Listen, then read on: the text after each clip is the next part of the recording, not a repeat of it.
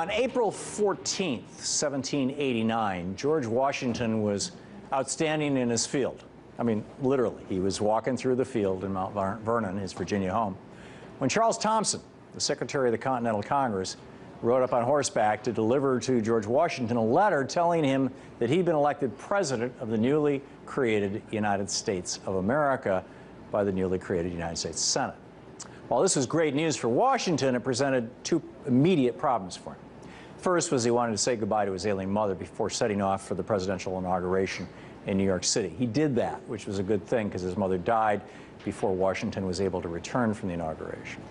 Second problem Washington faced was trying to find a suit of clothes that he could wear to the swearing-in ceremony, clothes that had been made in the United States of America.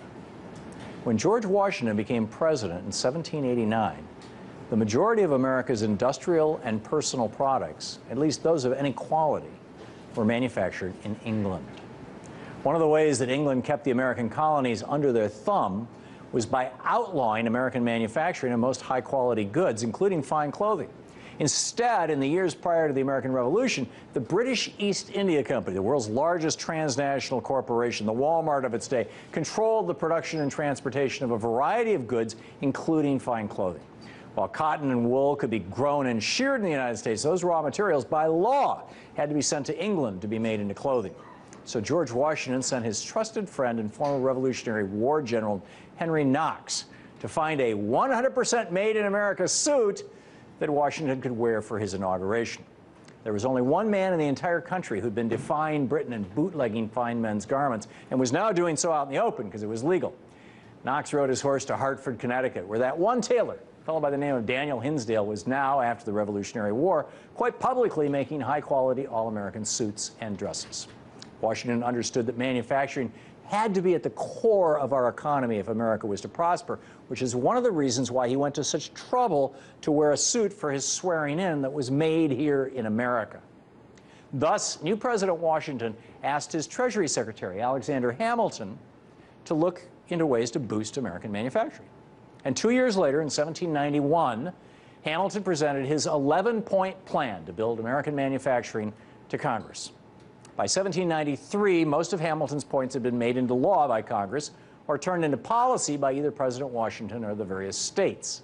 Hamilton's proposals, which included tariffs on imported goods and subsidies to jumpstart new industries, laid the groundwork for making America the greatest industrial powerhouse the world had ever seen. Yes, George Washington did subsidies for new industries. For more than 200 years, we led the world in manufacturing. Being able to walk into a store, big or small store, and buy American wasn't just some kind of ideal or a nice idea. It was a reality here in the United States. But that all changed in a big way starting in the Reagan years, and that change continues to this day. We signed on to a series of so-called free trade agreements like NAFTA, CAFTA, SHAFTA, signed the GATT agreements that created the WTO. The result of these so-called free trade deals was that fewer and fewer American-made goods fill our stores. In just the years since the Supreme Court put George W. Bush into the White House, we've lost over 60,000 factories in America. While Mitt Romney was running for president, his company, Bain, was dismantling a factory in Illinois that they'd bought and shipping it over to China. And to compound this insanity, right now, the Obama administration is in secret talks to draft a Trans-Pacific Partnership, another so-called free trade deal that will further damage manufacturing and jobs in the United States. But where the U.S. is failing at keeping jobs and manufacturing ashore, other countries are succeeding. Last week, the European Commission of the EU agreed to impose punitive import duties on solar panels from China, a move made to protect EU nations from dumping cheap Chinese solar panels in Europe. The duties on solar panels from China will kick in by June 6th, and will certainly make Chinese solar panels less attractive to EU buyers. After the move was announced, the Chinese ambassador to the World Trade Organization immediately denounced it, arguing that it was a mistake and that it will send the wrong message to the world that protectionism is coming. But what's wrong with bringing back protectionism?